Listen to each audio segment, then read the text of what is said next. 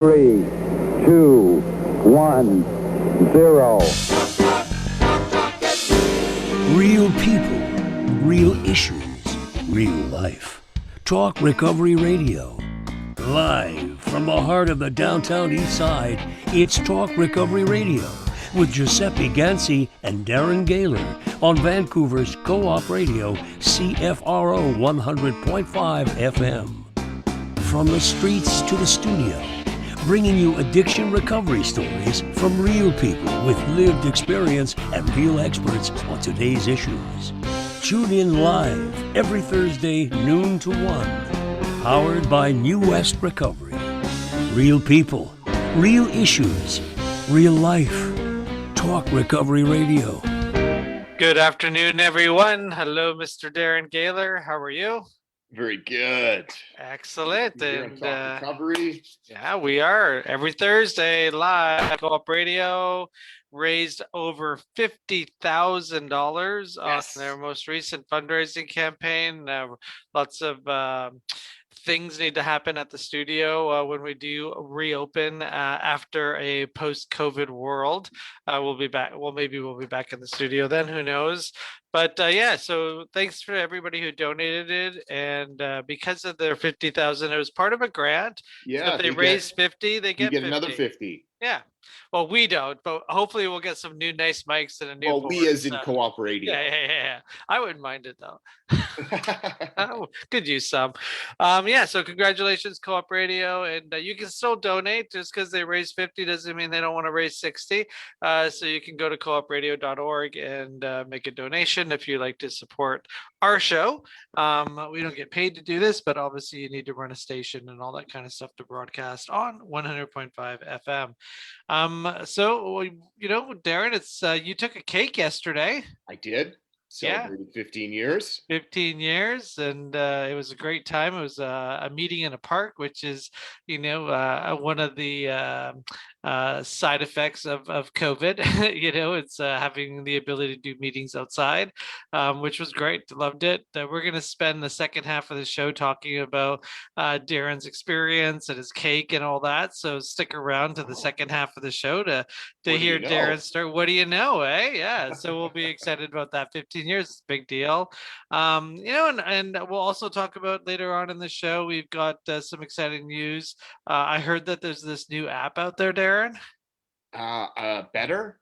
That's it. Yeah. Better. Because you want to feel better, you want to get better and all that. So for those of you that are on our Facebook channels and all that kind of stuff, a new app got launched yesterday by the place that puts on the show, Last Door Recovery Society. And there's a reason why we did it. And, there's this whole idea that if you're in recovery, you're on this side. And if you're in harm reduction or you use drugs, you're over here. And then there's this big gaping hole in the middle. And there's a lot of conflict that goes on. And so an app was designed to keep the recovery community connected, but also, one of the inspirations was, somebody who had a sponsee who relapsed and they had to go, to this other app and they weren't no longer part of the community. But here, a sponsee, if there's, remission or relapse and so forth, you can help your sponsees not use alone and be there as a safety monitor, and you can volunteer. So we're going to get into all of that in the second half of the show as well. So, what really is better? Like, why was it created? Why was it developed? And how could it save lives? And what recovery capital has to do with it and all that kind of stuff. So if you haven't downloaded it yet, you have time while you're listening to us to go to betterapp.ca and you can download it. It's free. It's on both Play stores. And when you get into the speaker tapes, there's actually a channel for Talk Recovery Radio. So you can replay all of our past shows too. Little plug for Talk Recovery Radio too. Darren and I interview people, every Thursday, talk about different pathways to recovery, conversations about addiction, latest news, and so forth. If you like our show, awesome. If you have any show ideas, you can email Jordan, our guest coordinator. His email address is jordan@lastdoor.org, and give us some show ideas. If you want to be a guest, share your story, let Jordan know, and he'll book you. So Darren, who are we talking recovery with today? Yeah, really exciting. We get to talk recovery with Robert Kanter. Robert is the world's most recognized international recovery and family advocate addressing the opioid crisis. He is an empowering storyteller, visionary, and sought-after thought leader who is recognized as a voice of inspiration for individuals and families painfully affected by the opioid epidemic. A staunch proponent of the Portugal model of harm reduction and humanism. Today we have, pretty much the full show to talk recovery with Mr. Kanter about his experience with addiction, recovery, parenting an addict, advocacy, and changes that are desperately needed to take place on a legislative level. Welcome to the show, Robert Kanter. My pleasure to be here, gentlemen. It's an honor and privilege. Greetings from New York City. Now, what country are you in? Yeah, we're in BC, Canada. Okay, I thought you were in Italy or something. I didn't know. But anyway, we'll put it aside. Well, did the name Darren give that away? Yeah, exactly. That being said, there's obviously going to be differences on an advocacy and legislative level that we're going to discuss, and things that you're doing down in the United States, but so many parallels. I'm sure you're familiar with British Columbia's Vancouver downtown east side. The numbers are staggering. The opioid deaths, overdose deaths are staggering as of in areas like Pennsylvania, West Virginia. So we'll talk about that. I want to talk first about your personal experience. How did you get to where you're at now? And then of course, you have a daughter that struggled, and I want to talk, for the parents out there as well. So let's just hear a little bit about your story if we can. Sure. Do you remember, and I'm not sure if they had this show in Canada, the Geraldo Rivera show? Absolutely. Remember that show? Okay. Yeah. And I say this, and remind me, Giuseppe, to tell you why I'm saying this at the end, because there's a reason, but I'm going to forget because my brain is fried. After college, I moved to Houston, Texas with my then girlfriend. And that was where really my alcohol use disorder, my substance use disorder really started to be out of control. And I was getting fired from job after job. And the last job I had was at a independent television station selling media. And I don't know if you also remember the 900 telephone numbers, the 1-900 numbers. I'm sure they had them back in the late 80s. So I became really intrigued with this industry. And when I got fired, I started a little company out of my apartment in Houston, specializing in that, an ad agency, and became very large very quickly. And I was asked to represent the industry, which had a reputation of being a porn industry, on this show, and decided that, and so this was about me defending the 900 telephone number industry. And so on the panel were legislators and law enforcement and educators and so forth. So 2 days before, I decided that it would be a good idea to start drinking and using drugs. And I didn't expect to stay up for 2 days and to show up on the show just so fucked up. I don't know if I'm sorry. Yeah, no, sorry. Can you edit that out? I'm sorry about that. It's a live show on the radio. Oh, shit. Sorry about that. I was so messed up when I showed up on this show, gentlemen, that I humiliated myself, and I was really blacklisted from the media. I mention that because I have come in my life full circle working with those same people, educators, legislators, law enforcement, faith leaders, on addressing the opioid epidemic around the world. And for me, coming full circle, brings me great joy, because it was about me before. It was, and even though Geraldo grilled me, and rightfully so, it's not about me anymore. It's about trying to help others. And as you said, the numbers in the United States, the CDC released data for last year was 90,000 overdose deaths, which is a record, obviously exacerbated by COVID-19, and they don't seem to be going anywhere. I subscribe to a 12-step abstinence-based program. And probably every month or so, there's a parent that raises their hand, and same story. They got the call from the coroner's office. My son overdosed, my daughter overdosed on heroin laced with that nasty fentanyl in the streets. And so my advocacy, and I'll talk about my story, is really coming full circle from there. And and to what I do now, which brings me a lot of great joy. So I will fast forward. I came to, after living a life of the unspeakable, like all of us in recovery do, in 1992, I came to my first 12-step meeting, and I bought in. I had lived a life of the unspeakable, like all of us do in recovery, and stayed sober for 10 years until 5 mutual aid meetings became 3, became 1, became I'm cured, and a shot of tequila looked like a great idea. And it was not a good idea. And so I relapsed on Christmas Eve 2002. And for 3 years, I paid the price for that relapse. Crack houses, shooting galleries, S&M dungeons. It's even a little difficult for me to talk about now, but I was told when you talk about the shame, you take the power out of it. And so I came back, after living another part of my life, living the unspeakable. And so I got sober 3 years to the day, 2005. So I'm in my 16th year of recovery right now.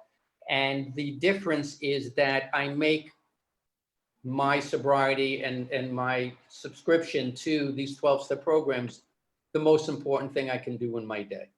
Right. 3 years ago, my only child, my daughter, almost overdosed on heroin, locked in an apartment with her drug dealing boyfriend. And, you talk about that concept of powerlessness.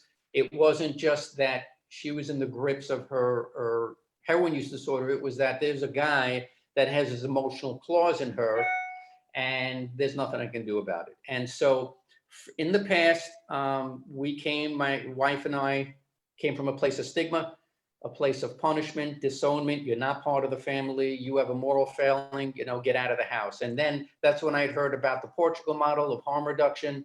I was intrigued by it, and I said to my wife, we need to take a different approach, or our daughter's going to kill herself. It's just that simple. I mean, she's untraceable. She's just a shell of it's so disturbing to me, the condition she was in as my only child.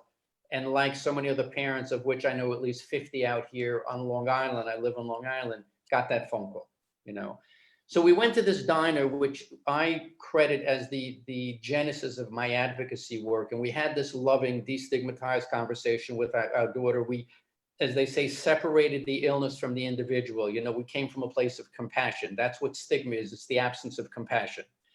And we told her, with boundaries, we love you. You are part of the family. We're here to help you.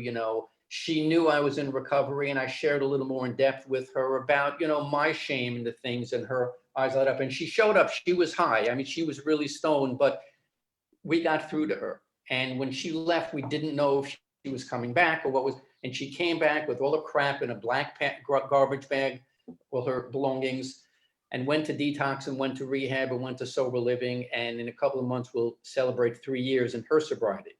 Right on. So God bless her. She's really she's a rock star. She, so I tell her she works a better program than I am. Her and her friends are up at 7 a.m. at their 12-step meetings, and they do an incredible job.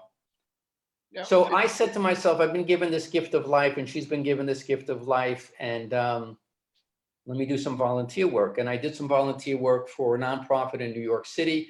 One of the many things this nonprofit does is they write drafts of legislation, hoping that senators and congressmen and congresswomen will pick it up. It helps with their funding and their image and so forth, because there's so much competition for funding with all the nonprofits. And so they did that, and they submitted it. I believe it was Congressman Trone. It was definitely Senator Gillibrand. Congressman Trone, I can talk about, who really spearheads legislation in the United States Congress. And I'm invited to this press conference just as a guest to just observe, because I'm intrigued by this whole process. And the senator starts reading her speech and just starts talking about me and my daughter. And then she calls me up to the podium to say a few words. And I'm like, you gotta be kidding me. Like, I had nothing prepared. I had no idea. Long story short, the media covered it, and it was, a public access interview, television interview, then a local radio station.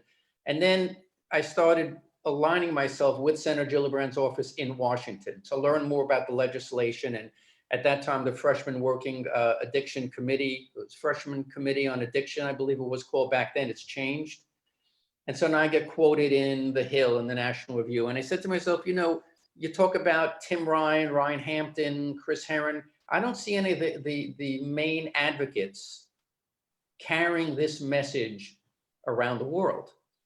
You know, I mean, because there's a lot going on now in Washington, a lot. You know, Congressman Trone just founded the Bipartisan Addiction and Mental Health Task Force.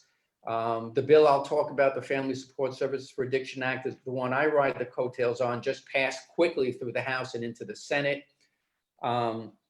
People don't know that former President Trump's brother died of alcoholism, or maybe you didn't know that. So it's a very personal thing. Congressman Trone, his nephew, you know, died of a drug overdose. So the point is, there's plenty to talk about. There's plenty to talk about that's going on in this country, and to disseminate that information to other countries. And so one thing led to another, and God said, you want to come along for a ride? And I said, no, I'm busy. And he said, too bad, you're coming. And basically it led to, in fact, I just did, I guess about 3 months ago, an interview on CTV in Canada about the Purdue Pharma litigation. I just did an interview last week on TRT World, based out of Turkey, on the new federal trial in West Virginia that just started against the big three opioid distributors, not the manufacturers. Well, And I just want to come in here for a second, and you know, I finally have come to terms with you know, we do some advocacy here as well. That's Recovery Day here in our neighborhood. We had about 30,000 people show up for Recovery Day here before COVID. It's complicated because the idea and the definition of recovery seems to change every month and means something different for every organization. For some people, recovery is, you know, a pathway to abstinence. For some people, recovery is a pathway to wellness. And for some people, recovery is, you know, not using street heroin, but using pharmaceutical grade safe supply of heroin. So it's very, like, when you have cancer, recovery is remission. When you have heart disease, recovery is don't have a heart attack. And so it's really complicated. And I see all these politicians, and you nailed it about a few minutes ago when you said it's fighting for funding. We're all trying to be, you know, smooth operators to basically survive and get funding. And I think that's the problem. I mean, the States is different than Canada when it comes to healthcare, except for addiction. When it comes to addiction, Canada is just like the US. It's privatized. If you got money, like, for example, if you don't mind me asking, did your daughter go to a private treatment center or government funded? Did you pay for your daughter to go to rehab? yes, Yeah. yes. So, you know what I mean? We will never solve the addiction crisis going on in North America, because at the end of the day, it has to do all about money. And some people have it, and some people don't. And it's really interesting because when you get into policy, you know, as you're talking about, it's like policy is not accurate because it depends on who you are. If you're poor, you know, the recovery oriented systems of care is condoms, lube, clean needles, safe supply. If you're a pilot, recovery oriented systems of care is abstinence-based treatment so you can get back in the cockpit and fly the plane. And for some reason, no one's talking about that. And that's, I hope, what you do on your journey as well, is like, we need to like really tell the truth. If you got money and you matter, you're getting clean and sober. If you don't matter, you're getting condom, lube, and needles. And that's the rest of your life. And we talk really frank here, because that's like I was in the downtown east side 2 days ago, you know, doing some filming for a movie we're making, and it's just like, man, there's so much more to life than getting a fix. But they've been told by scientists, by Dr. Patricia Daly here and Dr. Sutherland, like, you need to take this medication for the rest of your life. You know, you'll never tell that to somebody that drives a train or operates a crane. So you talk about the Portuguese model and the compassion and so forth. So you're American, Canada's about to decriminalize. Like, what do you see in the States when it comes to harm reduction and your definition of harm reduction?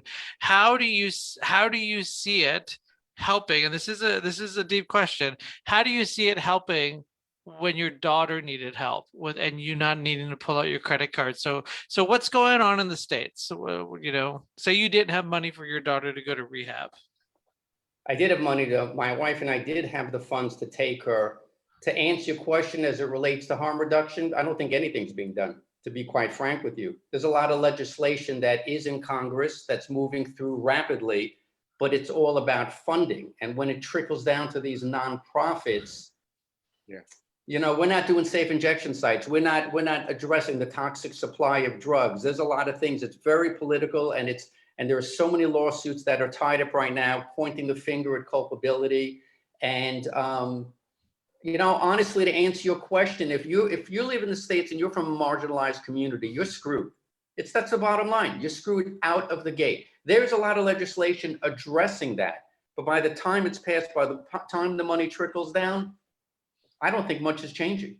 I just don't think it. We're in a capitalist society. Like you said, you have the money, you're going to go to a nice rehab. They want you to come. You don't have the money, we'll put you on a waiting list. You'll go to a state facility. That's the way it is in the States. I don't see that changing for a long time. Safe injection sites, I forgot the acronym they use, but it basically is not in my backyard. Whatever, there's an acronym for that. Oh, you're not putting that shit in my backyard. It's not going to happen. So it's a very complicated scenario. And while this is all going on, they're dropping like flies out there. And it's very sad to see. It's very, very sad to see, which is why I put my sobriety first. I think that you're more proactive in Canada, in BC, than we are here. I really, really do. Maybe it's because of the size of the population, maybe because of, I really don't know. But I've been reading about what you're doing to address the issue, and I absolutely believe you're doing more than we are. It's interesting. I mean, yeah, because we have a lot of dead people here. Yeah. Listen, I mean, it's what you say. Darren, I'm sorry, Darren, I got to jump in. So I go to conferences, and I remember when conferences were in person. We were in San Diego, and we went to what's it called? ASAM, the American Association Society Addiction Medicine. Who knows what the acronym was?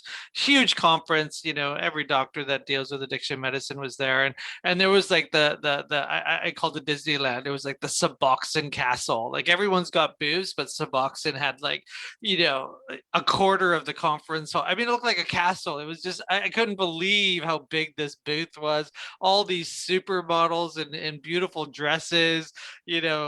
Standing in front of TVs talking about, how Suboxone is like the holy grail. And I mean, it was gross, it was super gross. But the interesting thing is what you just said is people would find out we were from Canada.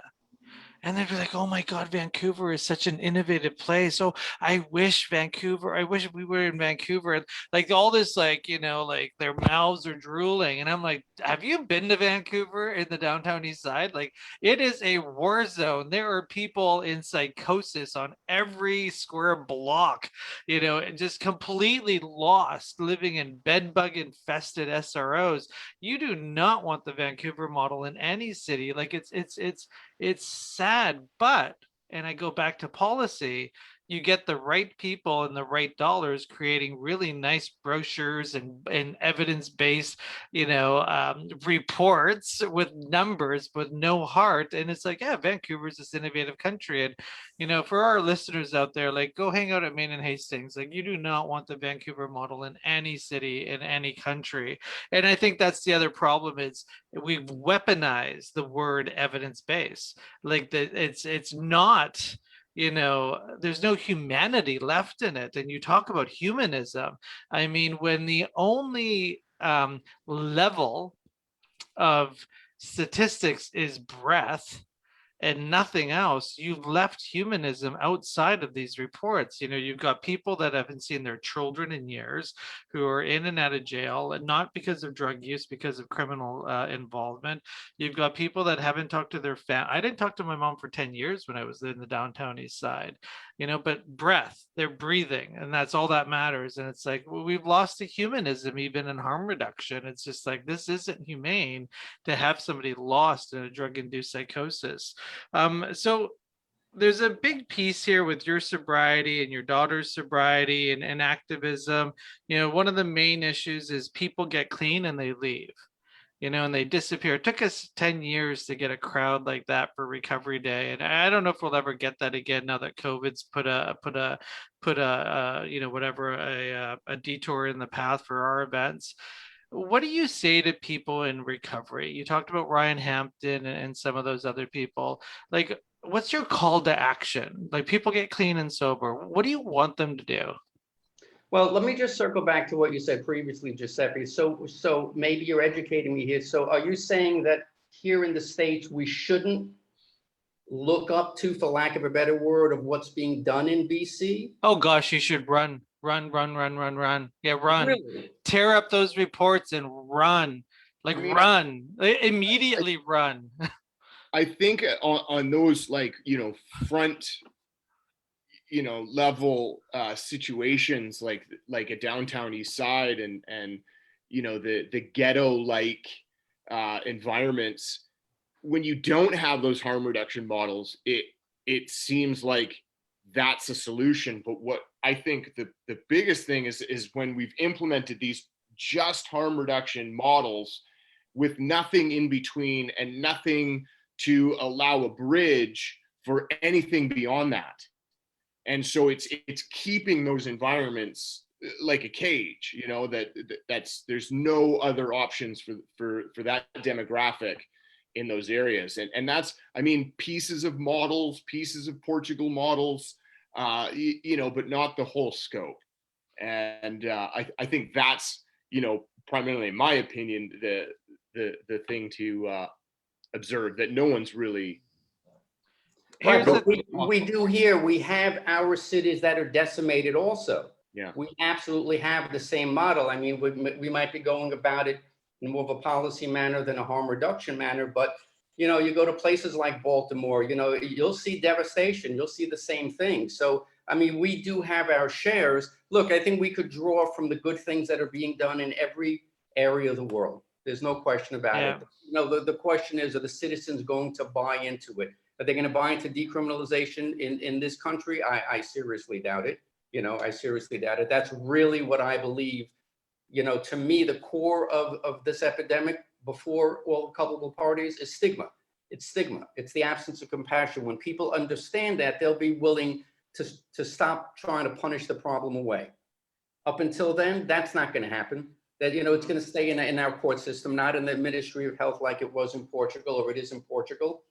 So, so you've taught me something, which is great, but trust me when I tell you, we have cities, a friend of mine is a filmmaker. She just produced, she created a documentary called OVERDOSE, which is about a town in West Virginia, decimated by physicians, and some physicians, in overprescribing and lack of cautious prescribing.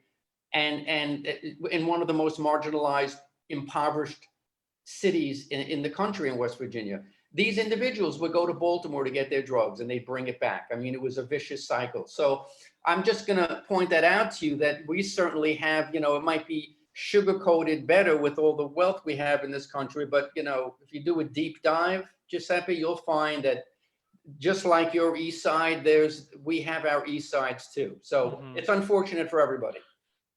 Yeah. One thing that we learned in the Portuguese model is back in the late 90s, when they had a ghetto, and they had the world's worst drug using ghetto per capita as well. And literally what they did was they built treatment centers funded by the government. There's no private treatment market in Portugal. And if you're a citizen of Portugal, you have access to as many times as you want, immediate access to treatment and detox.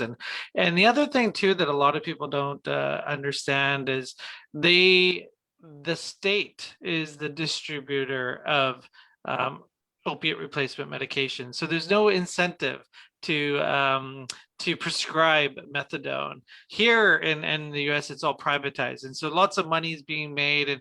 And so it's actually used as a treatment model over there. It wasn't used as a way to, I like to call,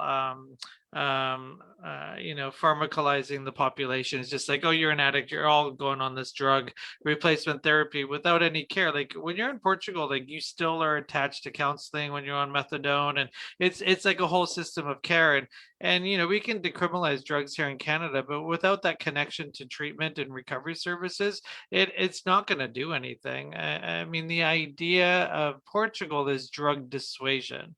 And it's something no one talks about. It's the Commission of Drug Dissuasion. And it's the conversation that, doing drugs isn't okay, but you're not going to go to jail. We're going to help you if you want the help. Here, we've changed the soundbite. Doing drugs is okay.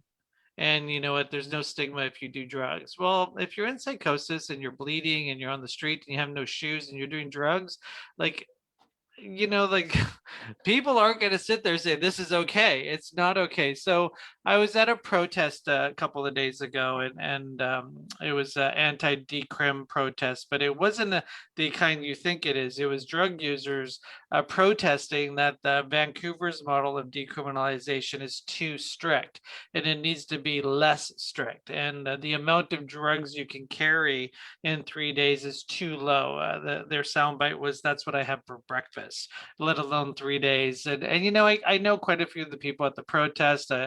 I'm not one of those anti anything. I'm like, how can we all work together? And I'm doing a film as well, so we were filming it, and I was torn. And I talked to one of my girlfriends that was there, and she's First Nations, and it's like she's sober, but she's part of the Vancouver Drug Users Network, and it's like, how are we going to meet in the middle? Like, how do we meet in the middle? And I mean, those are the stakeholder groups. We need to have conversations where recovery is okay. Like, it's just like we need to make sure that people get inspired to believe that they can recover. And I think we've lost that message here. Do you think you lose that message in the States? Because we are losing it here. Like, the idea of being substance free is not popular when it comes to healthcare policy. Well, you hit the nail on the head. Evidence-based, evidence-based, evidence-based. And I'm actually writing a medical article for a journal about, I'll tell you what the title is. It's the 12-step model is the gold standard for treatment of AUD and SUD given a high level of commitment.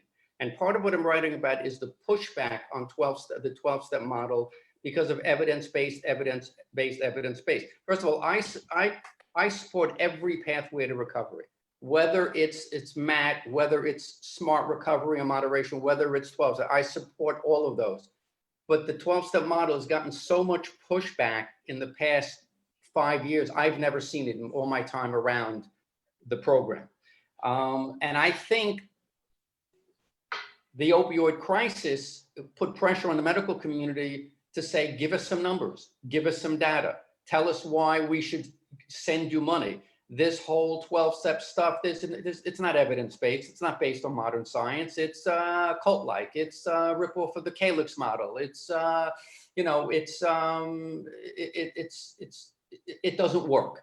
2 out of 10 individuals don't get sober in 12-step programs. The basis of my article is they get sober. There's 2 million members, 3 million members, but it requires a high level of commitment. There has to be knowledge out there of what's available. There's so much pushback. There's so many, there's Stanton Peele. There's so many people, so many authors. Oh, Stan, we had him on our show. So it's getting convoluted. Everything, it's like it's a shit show. It's like everyone's just like, it's like you have a boxing match. It's us against drugs, and then everyone hops into the ring, and and it's like my evidence is bigger than your evidence. It's just it's really Stan Peele was actually on our show. He hung up on us. It's just like, yeah, you're a fraud anyway. So I just want to point out, like, I remember a few years back, just I don't know, I don't remember the doctor's name, but it was one of our health system's top doctor, and the point made of 12 steps, especially because it is an abstinent-based program, and the doctor saw it as abstinence for a recovering addict puts them at the highest risk for overdose, because when they relapse, the tolerance is down, and so they're more prone to die. So that immediately took like all credibility and all of the reality of what we're saying. Like, for people who are addicted, don't get clean because you're more prone to die relapse, which I understand there's some truth to that. I understand tolerance, being clean for a little while, using the same amount that you used right before you got clean, but it was just devastating to think that that's, let's remove. Do you know how many factors go into someone relapsing and overdosing? You want to throw a million factors in there? Are you kidding me? A stupid doctor is going to say, well, yeah, this was going to happen. You got to be out of your mind. That's the pushback I'm talking about. It's That's insane. exactly it. And it pollutes the public. And then it's as I, and let me ask you a question though, just before we continue. So you marked, I think your 5-year, I don't like to use the word anniversary, but 5 years marking of the declaration of a public health emergency. That's right. Since that time, things have not improved. Oh gosh, no. Oh god, they've gotten worse. Worst year yet last year. So I work in a rehab center, which is one of the reason why we do this show. 5 years ago, our wait list was maybe a couple weeks. It's like 8 weeks now minimum to get a funded bed in our facility.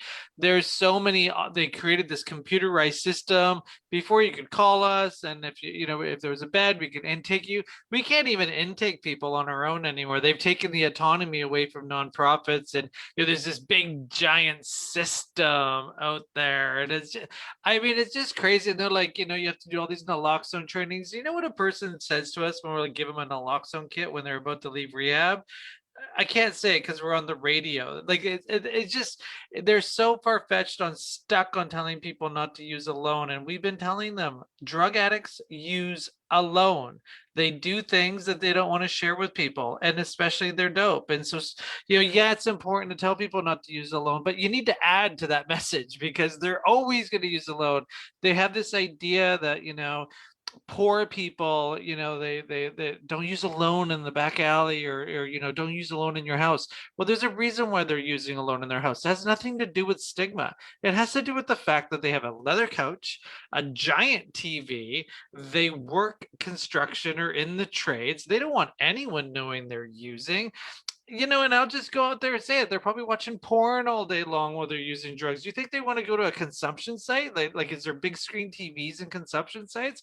When I said that to the minister, they were just baffled. It's just like, do you know what you're talking about? Like, stop making policy for people that use drugs when you get baffled at this comment. Like, that's why people use alone. And it's just, until we tell the truth about addiction and what happens when people use drugs, we're not going to get over this. We want to make it pretty. Like using heroin and smoking crack is pretty, and it's not a cosmopolitan that you buy at a bar in Yaletown. You know what I mean? It's just like, this is serious stuff.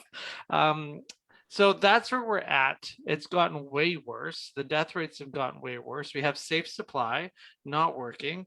That we have SROs they're buying hotels for $20 million a pop, and they're putting all these people in there. And you know what? We even told our minister, the scariest thing for a drug user is endless amounts of dope, a room with a door that locks, especially if there's a people in that door. One of my bad habits was sticking Kleenex in the people because I thought there was someone on the other side. Like, I've been there and I know what it's like to have an unlimited amount of dope because I had money at the time. It's like, it's the worst time of my life is when I had good dope and a place to use it. Worst time of my life. And for people that are watching this show and listening to this show, like when it comes time to vote, like you really need to make this a priority issue because it isn't. It just isn't here, and I don't think it is over there. I wanted to introduce you to a conversation, because I want to share something with you, especially if you're doing the circuit. One thing that we've decided up here in our area is we're pretty innovative and like to think outside the box and try to find solutions. I'm not against consumption sites. I'm not against needle exchanges. I'm not against safe supply. I'm not against recovery. If you want to get clean and sober, go ahead. If you don't, that's okay. So we decided to look into this thing called recovery capital, and President Biden has just launched his drug policy, and recovery capital's made it into that drug policy where it doesn't matter what you do, yoga, church, Jesus, 12 steps, non-12 step, as long as it's building your recovery capital, how is that going to increase your life? So is using safe supply going to give you better health outcomes? Because that's what we want. We don't just want breath. So that could be something that you can even take a look at too. It's like, yeah, you know what, if you don't think the 12 steps are evidence-based, but if they help people build their recovery capital, then this is something that we should invest money in. And that's what we're doing here in Canada. That's something that doesn't get talked about in the Vancouver model because it has to do with recovery. But that's our goal. It's like, okay, you want to be on safe supply for the rest of your life. That's great. How's it improving your health? You want housing first? That's great. How's it improving your health? So that's the mantra that we want Ryan Hampton, people like you in the States to also jump on. It's like, okay, you got all this evidence-based brochures. How's it improving health? Not breath. How's it improving health? And until we get there, I don't think we're going to solve anything. We're not going to solve anything. Let me ask you a question. I'm sorry, both of you actually, and I'll make a point to this. How much media coverage is going toward, for example, all the things you just said? How much positive media coverage in BC, and how frequent is it? Well, here's the problem. If the Minister of Mental Health and Addictions puts out a media release that $2 million for Vancouver Island Safe Supply Clinic from CMHA, you know, it gets hundreds of retweets, hundreds of comments. Every newspaper in Lower Mainland covers it in their first front page or on their social media handles. It's like everywhere. The Minister of Health launches $15 million grant for, 100 treatment beds for recovery, maybe 10 retweets, maybe one of the news outlets picks it up. And this is a conversation I had with her. She's like, why aren't these people retweeting the fact that we just did this for recovery? And it's good news don't sell. Nobody cares. So my vote, because I love that photo of all those people.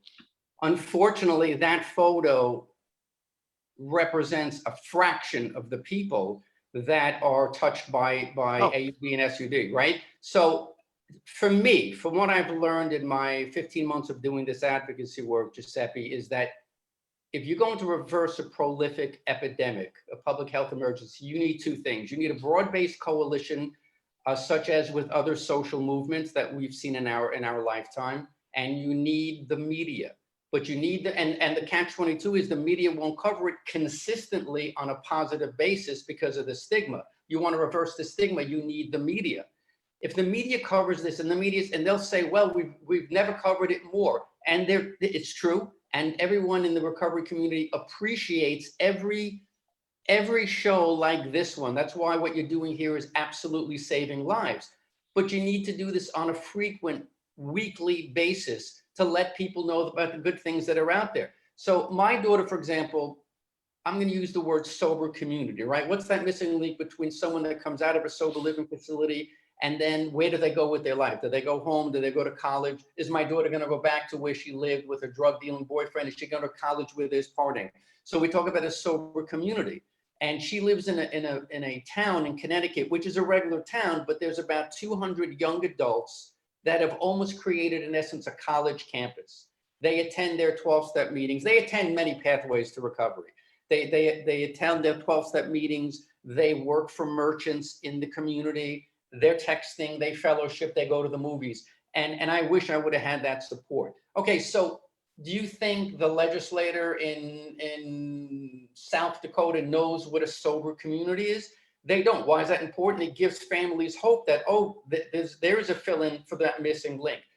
The media is critical, gentlemen. It's critical if you're going to reverse a prolific epidemic. I'm telling you, that's wonderful what I see back there. You're doing phenomenal work, but you need to reach the masses. When you reach the masses and you educate them, like you're educating me right now, that's where the change is. And as you know, legislators, they do the best they can, given the power that they have, but they don't know about this stuff. They don't know about the things that you and I live and breathe. That's why I like to be on these podcasts. It's not only to learn, but it's to disseminate this valuable information which saved lives. When I did that press conference, I had 3 mothers that called me. One had just lost her son. One wanted information. One wanted to just talk. She wouldn't tell me who she was. That's the media. That's the power of the media. So the fact that you're doing this, the fact that you're doing it on a weekly basis is absolutely awesome. And that's what's needed. It's needed wherever it is around the world. And I always make that point about the importance of consistent, frequent, consistent coverage. The positive things, not the celebrity son that just overdosed, not showing pictures of needles. We don't need to see that crap anymore. We need to change the language. We need, this is why I'm here. This is why you're here. And I commend you on that. I have one more question for you before we run out of time here. We got a couple things to cover at the end of the show. So what do you do as a person in recovery who's, out there and making noise? I know I had a bad experience a couple of days ago with some noise and kind of felt deflated. It's like, what's the point? What's the point? What do you do self-care? Like, do you ever get there, and how do you get out of it? Because, lots of people, whether they're on the harm reduction side or the recovery side, which is sad that there's sides, but there are that moment of time where you're just like, I'm done. I'm going to go sell ice cream for the rest of my life. Like, what do you do? Well, that's a great question. I honestly, I feed off of that. Because when I hit those walls, it's another challenge for me, because I know, let me give you an example. When I did that press conference and the media was there, okay, the biggest media outlet that was there was Fox News, okay, in New York. They have a 5 o'clock news broadcast, a 6 o'clock news broadcast, and an 11 o'clock news broadcast. Here's a senator from New York introducing a bipartisan piece of legislation about a public health emergency. They didn't carry it in any of their broadcasts. That's where I learned that they didn't carry that story in any of their 3 shows. I was like, that should be a lead story, let alone, okay, so who's making these decisions in the cutting room? Who are the producers? These are people that just don't know better. They just don't know better. Or maybe they stigmatize, or maybe they have a father that's an alcoholic. But that disconnect is unbelievable. I really feel sorry for these people that don't get it. As you know, for all those people there in that picture, you can throw in another 5 who have been touched by substance use disorder, right? I mean, it's a much bigger web than what we realize out there. I don't take it personally.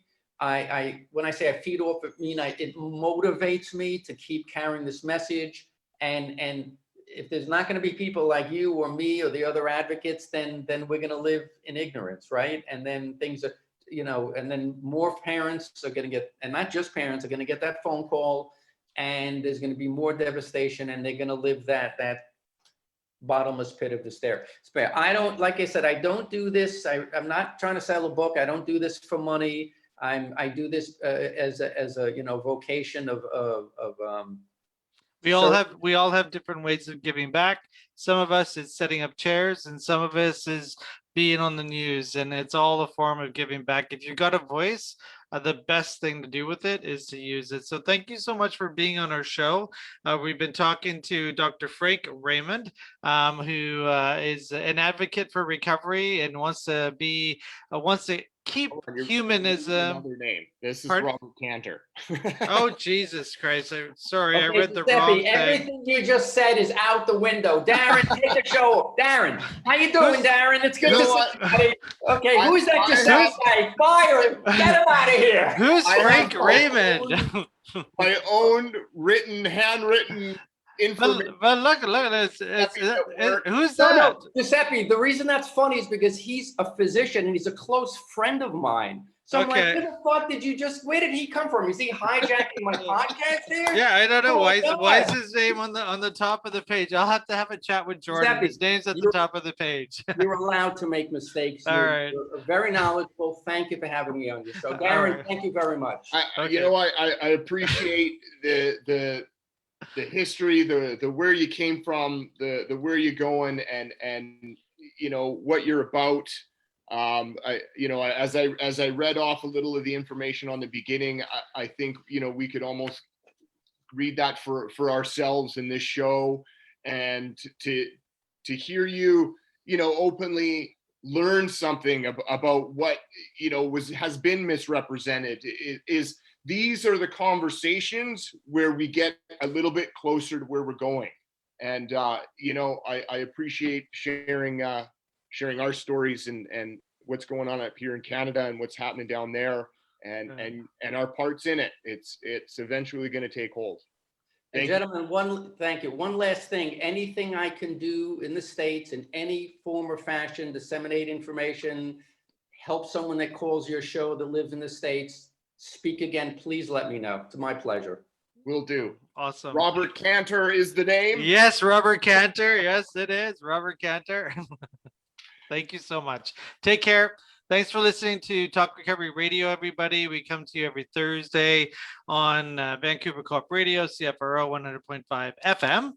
And now we're going to have a quick conversation with Darren about his 15-year cake yesterday. Darren, congratulations on your 15 years. You know, I've known you for the whole 15 years, and it's been an amazing journey to watch how you've grown and so forth. But I want you to share with our listeners, like how did you get 15 years clean, and why are you still doing recovery? Because somebody said, you know, aren't you done with that yet?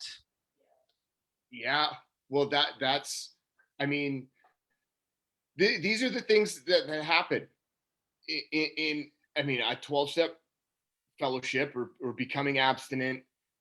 There are, I don't know what the percentage is, I don't care, but there are people that walk away. There are people that relapse. There are people that have a reason to think that this doesn't work.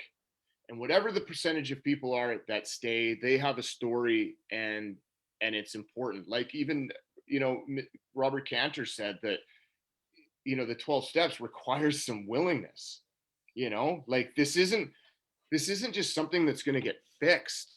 And that's what I tried so many times. I went 13 treatment centers to get fixed, to get whatever it is I was expecting to get while I was there, that I could then manage my life without me being willing, without me putting myself through any discomfort, without me putting myself through, you know, telling the truths of myself that I didn't want to. And so that doesn't exist. There's the life I have is the life I earned. And that I went through a lot of hardship and a lot of discomfort. Yes, I had some of the most fun in my life in the beginning, but because I mean, basically I was jobless. All I had to do was like just stay clean, and being around people that were clean made for a pretty energizing beginning. You know, but there was a lot of resolve that had to take place. There was a lot of admissions about myself and where I'd become and who I'd become. I wasn't okay with that. That didn't happen because I worked a step, you know, off the bat. Like I wasn't okay with myself for a lot of time, but because I stayed clean and earned clean time after more work, I was able to like get over like that. There's a thing where it's like craving and a potential relapse is a very close reality, but there's a word that's called transcendence, where it's sort of like you get over that cyclical historic pattern in my life, and my life is normal. And you know, well, everybody says that, you know, you have to want to get clean, and if you're not ready, you're not ready. And so like when you went 13 times to rehab, so on the last time, did you show up, I'm ready? like is that what happened? Because, and I'm laughing because I've been through so many conversations, like, you know, and I'm not talking about forced rehab, but motivational interviewing, kind of like, you know, like, hey, you know, trying to convince somebody, interventions, you know, what's the word I'm looking for, kind of tricking people into getting clean. You know, it's kind of like you just have to wait for somebody to ask. Okay, So Darren, were you like, it's a serious question. Like, were you ready when you No, showed up to the last treatment center? I was probably less ready. I had 13 like Excuses. proven experiences of getting clean and knowing that, and believing that it's not going to work. So what So, happened 13 years ago? Like you were in defiance, you didn't want to do treatment. well, no, I did. Well, I didn't want to do it, but I always knew that as an active addict, that getting into a rehab or a treatment center, like I knew I would eventually like get clean and like loosen and lessen some of the consequences in my life that were right in my face, in active addiction. So there was a motivation to get clean, but not to stay clean, but just to lessen and get people off my back and allow me to continue using at some point was the only thing in my mind that made sense and that was possible, right? But I didn't show up willing. I didn't call my dad and say, okay, it's time. I'm ready to go.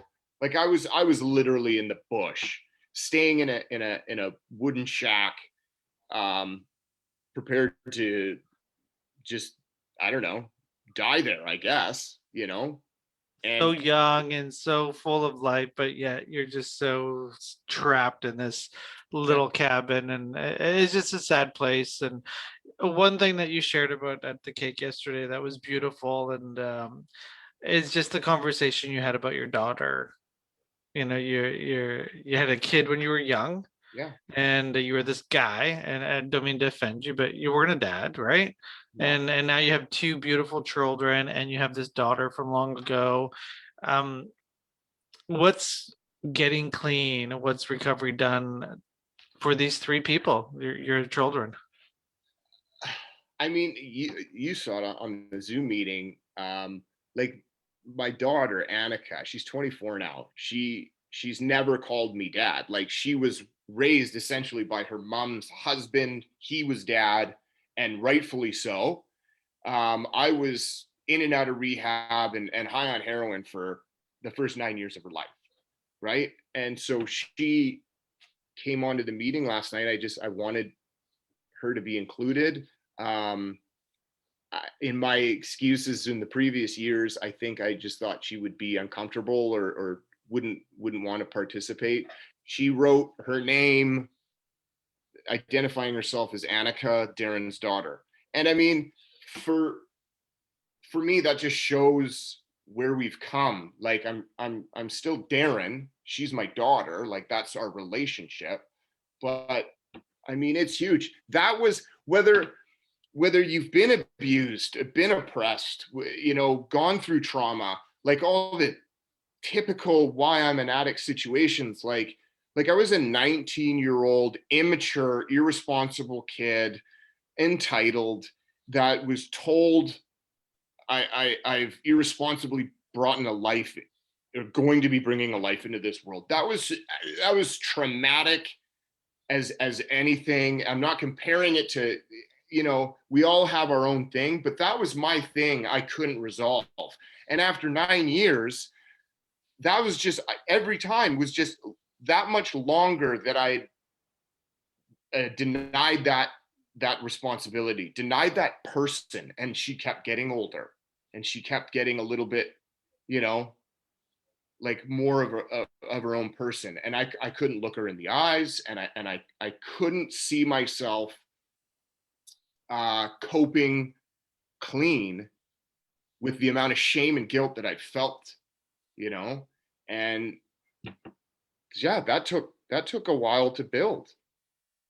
And it's good that you built it.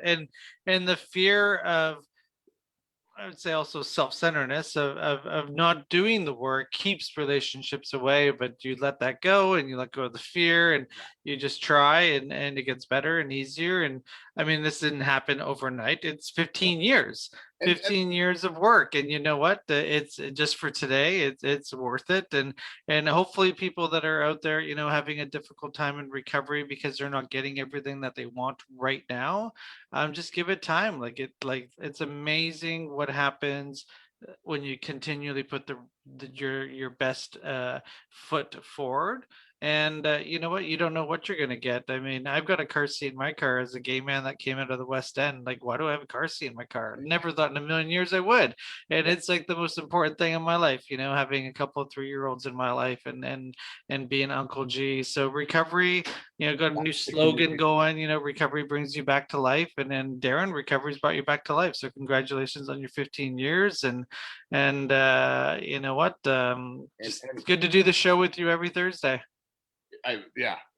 This is the amazing part, and that Chewy's popping his head in the background. Did you see him? Yeah. I just, you know, this is the point of all of this. It's not that it has to be through 12 steps that can take place, like, but that recovery capital exists in all of our lives, the potential in all of our lives, and a 12 step is just one aspect that helps me build that recovery capital. It's allowed me a community of people, like you say, like yourself, that has a car seat, that if I need help, you know, with my kids, I'm not dealing with it alone, you know, and that's that idea that I have a community of people who understand my relationship of neglect with my daughter, and rebuilding a relationship. And I have a community of dads having kids clean, and everything that I'm experiencing. Awesome. This show helps you stay connected too. So I'm super happy that you do the show with us every Thursday. That's Darren's story. Took his 15-year cake last night. Send him a congratulations if you can.